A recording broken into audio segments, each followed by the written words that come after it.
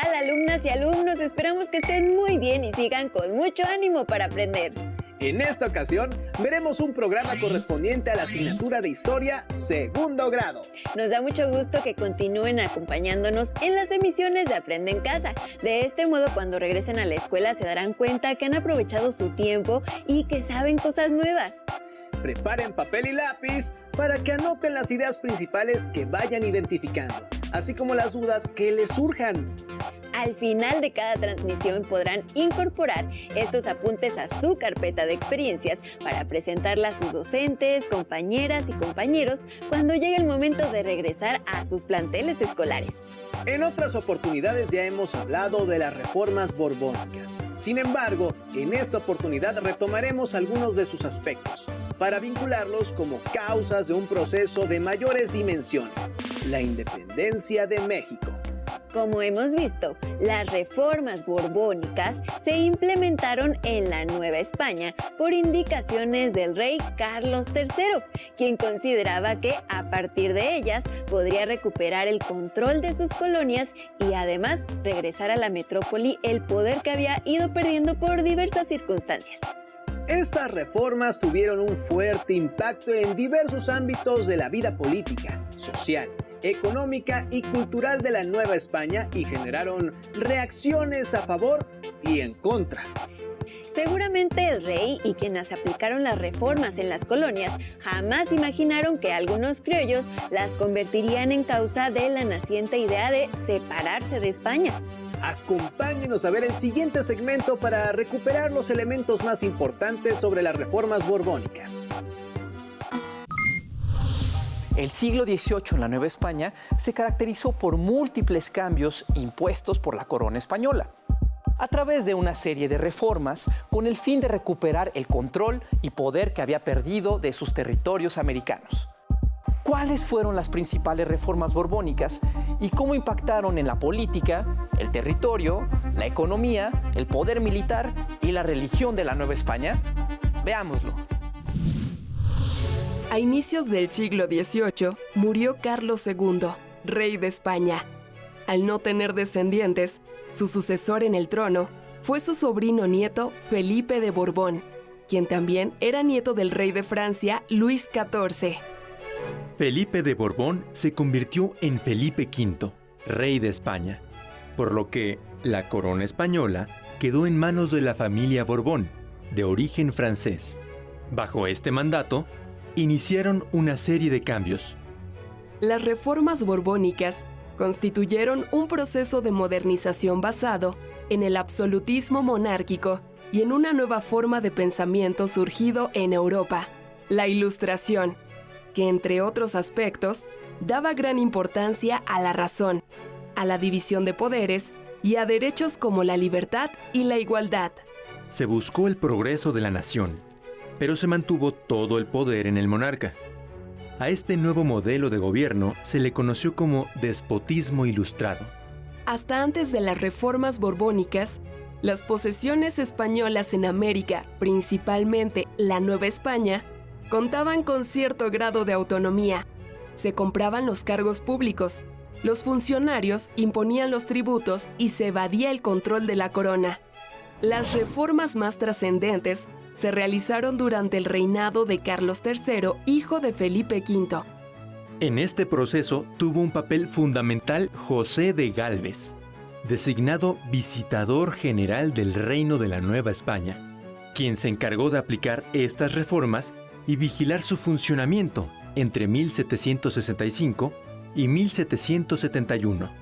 Gálvez cerró algunas oficinas y limitó el poder del virrey, dividiendo el territorio en 12 intendencias. El dirigente de cada una tenía todo el poder de su jurisdicción.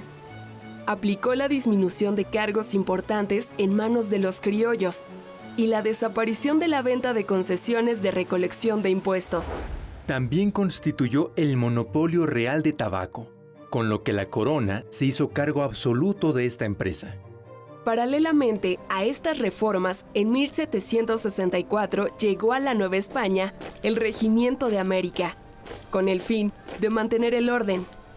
controlar los levantamientos y evitar invasiones, principalmente de los ingleses. El ejército de la Nueva España se integró por todos los grupos étnicos del virreinato, pero los altos mandos se reservaron para los peninsulares.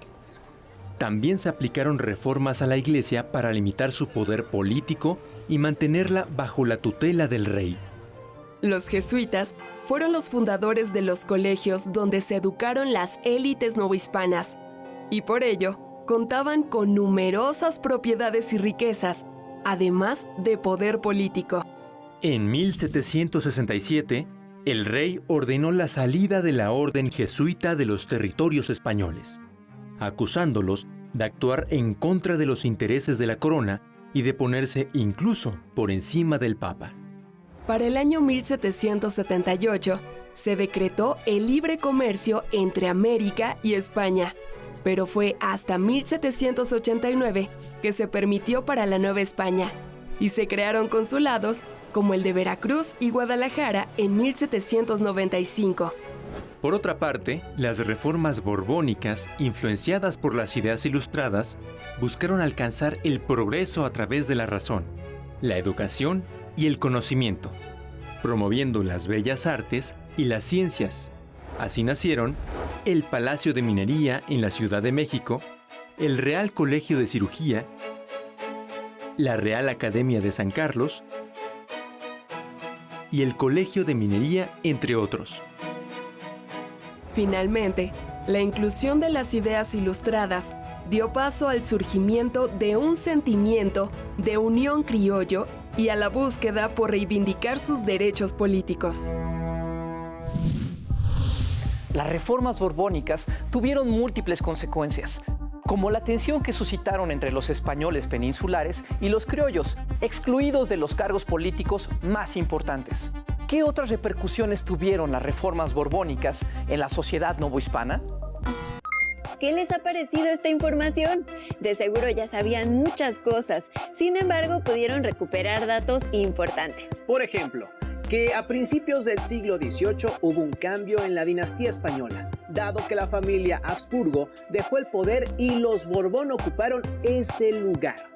También vimos que la Ilustración provocó algunas modificaciones en las formas de gobernar de los monarcas españoles.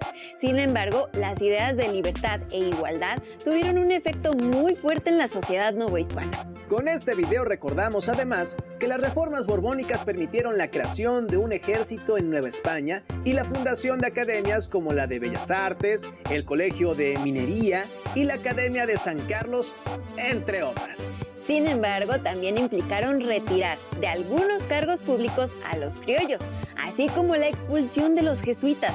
Este tipo de acciones generaron un sentimiento de unión entre los criollos que cuestionó la relación con España.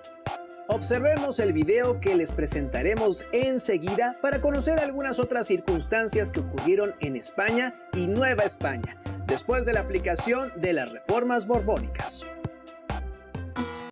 Nueva España comenzó el siglo XIX sumida en una crisis económica, política y social sin precedentes en la colonia. En 1808, tras la invasión francesa a España, se sucedieron diversos hechos que marcaron la decadencia del periodo colonial y, a un tiempo, el inicio de la Guerra de Independencia. Mientras en España se libraban diversas batallas donde los españoles peleaban contra los franceses por recobrar su independencia, en Nueva España crecía la inconformidad social por diversas causas. Algunos españoles pensaron que ante la ausencia del rey Fernando VII, una opción viable era convocar a los representantes de todas las provincias y territorios que conformaban los reinos de la corona, con el fin de evitar estar bajo el mando de José Bonaparte. En Nueva España, esto no fue bien visto, ya que no convenía a los peninsulares, quienes buscaban conservar sus derechos y privilegios que, desde su perspectiva, solo podrían preservarse con la monarquía. Los peninsulares se organizaron y el 15 de septiembre de 1808 tomaron por asalto el Real Palacio de México y depusieron al virrey. El mundo de aquella época era de transformaciones decisivas, tan decisivas que incluso muchos de los cambios propuestos en aquel momento siguen vigentes aún el día de hoy. La Revolución Francesa, las propuestas libertarias, el nacionalismo, dado en el segundo país en dimensiones demográficas de Europa. Las ideas de cambio estaban por todos lados. Un mundo además también de guerras.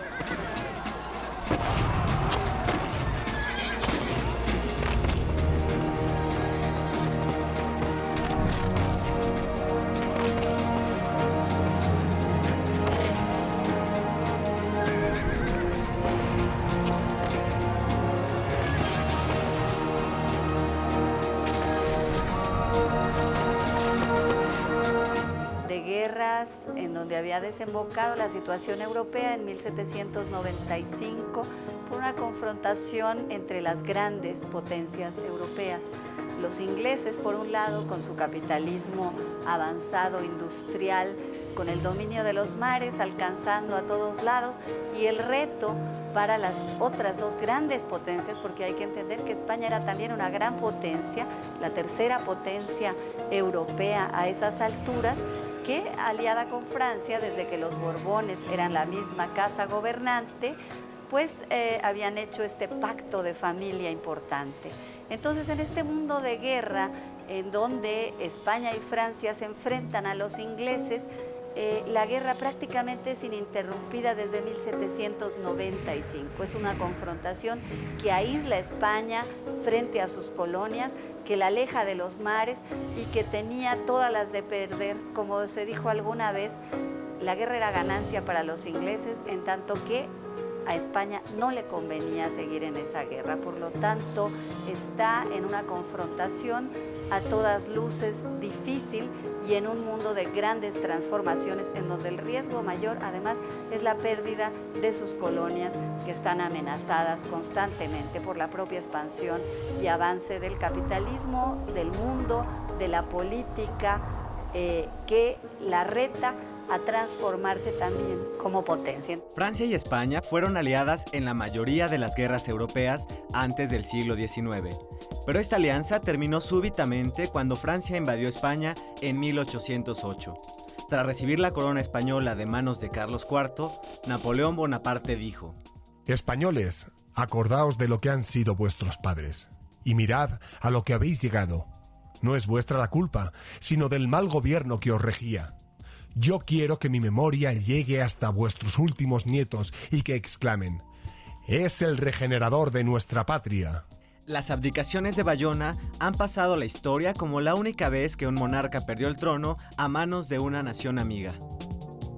Los criollos del mundo hispánico, por extraño que pudiera parecernos, realmente eran parte de la monarquía, y la ofensa grave de ver vulnerado a la propia metrópoli, de ver la caída de la monarquía y la tiranía napoleónica, los ejércitos napoleónicos en la península, como lo hemos visto, y las sesiones de Bayona, pues se apuran a ofrecer su lealtad al monarca.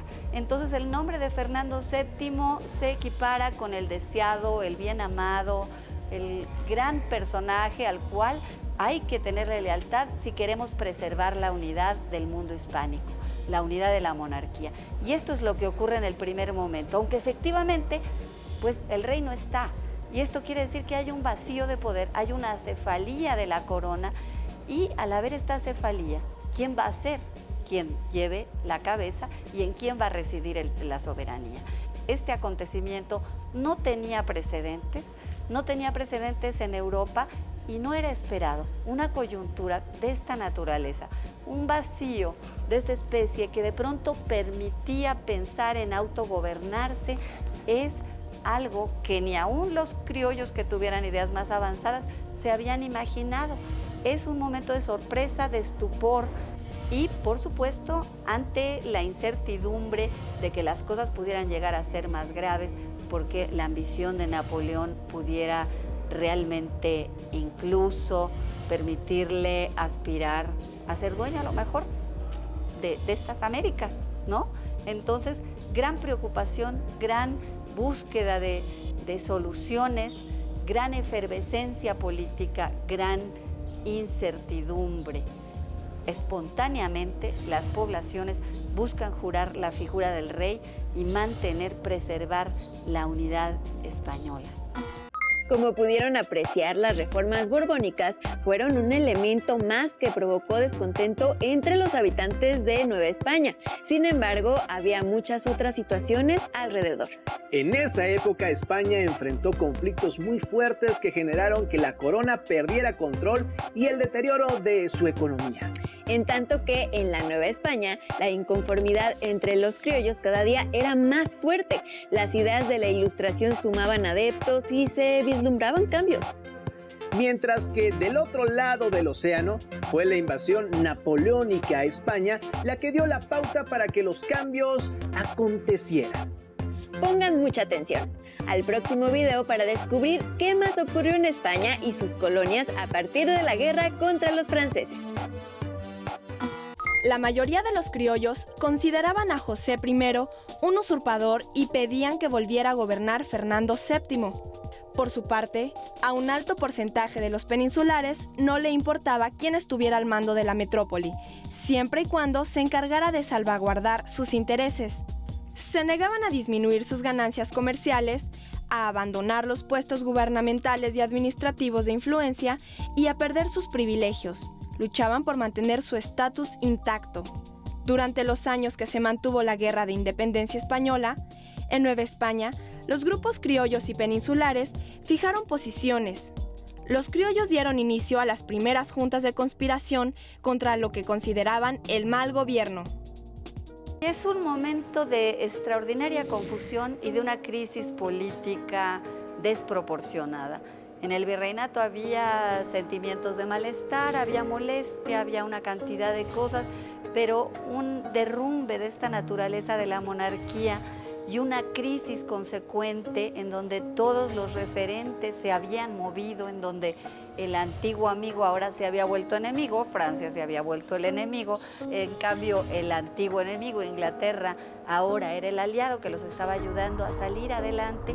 El desconcierto es enorme. Los sectores peninsulares, encabezados por un comerciante llamado Gabriel Yermo, a la medianoche del 15 de septiembre darán un golpe de mano para cerrar absolutamente cualquier expectativa de ejercer el gobierno propio, y por supuesto que criollos u otras figuras de orden local o por supuesto instituciones cobraran mayor relevancia, como los ayuntamientos, que tenían una actividad y aspiraciones autónomas de larga data.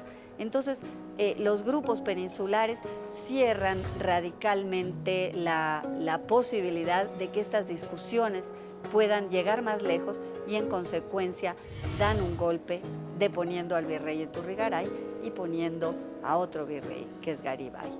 Durante el tiempo que duró la Guerra de Independencia Española, se constituyeron juntas de conspiración no solo en Nueva España, sino en las principales ciudades americanas. Las juntas empezaron en general reconociendo la autoridad real en la persona de Fernando VII, pero dentro de ellas, algunos criollos pedían una independencia total de España. Las Cortes de Cádiz y la Constitución Liberal de 1812 dieron paso al restablecimiento de la autoridad española y lograron moderar las acciones de los independentistas más radicales de la metrópoli, quienes vieron en esto la posibilidad de un nuevo régimen político.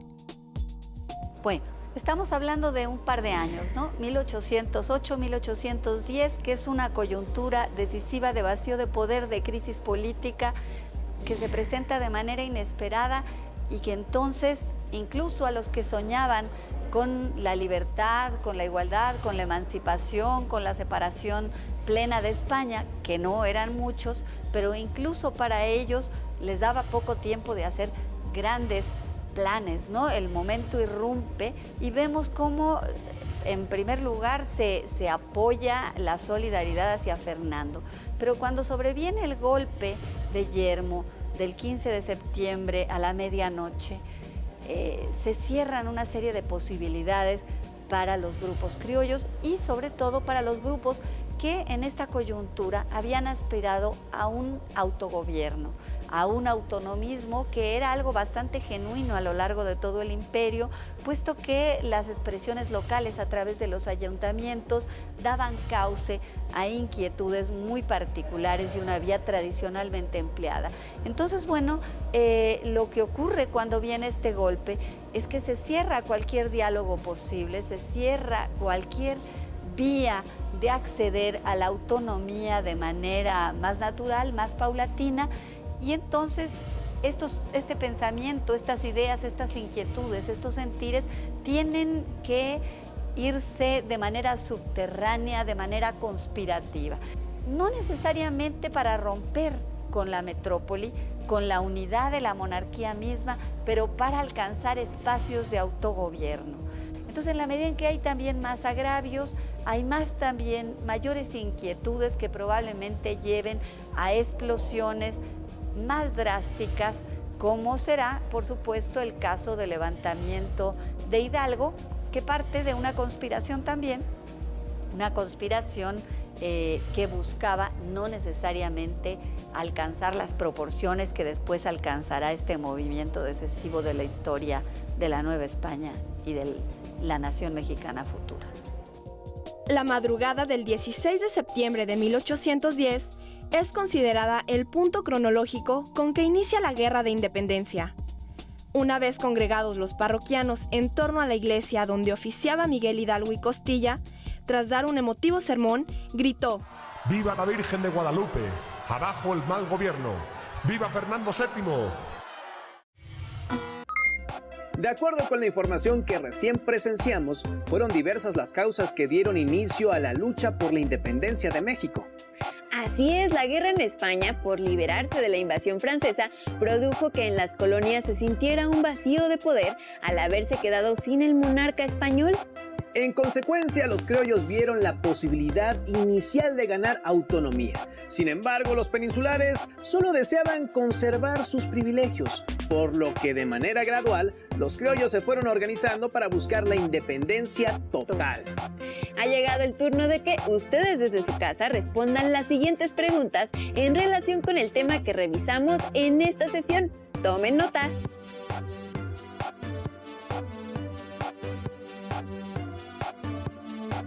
Elaboren una lista de las causas que provocaron el movimiento de independencia.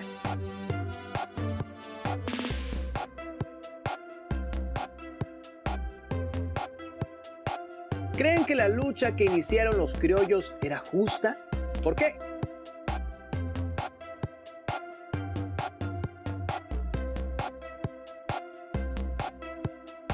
¿Qué ideas de la Ilustración consideran que tuvieron mayor influencia entre los criollos? ¿Por qué?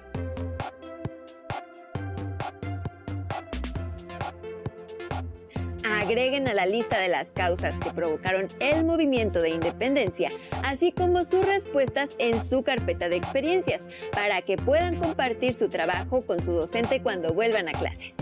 Casi es momento de despedirnos, pero no queremos irnos sin sugerirles que lean el libro Diario de la Independencia de Jesús Ávila, donde encontrarán datos muy interesantes sobre esta lucha que, como hemos visto, tuvo diversas causas.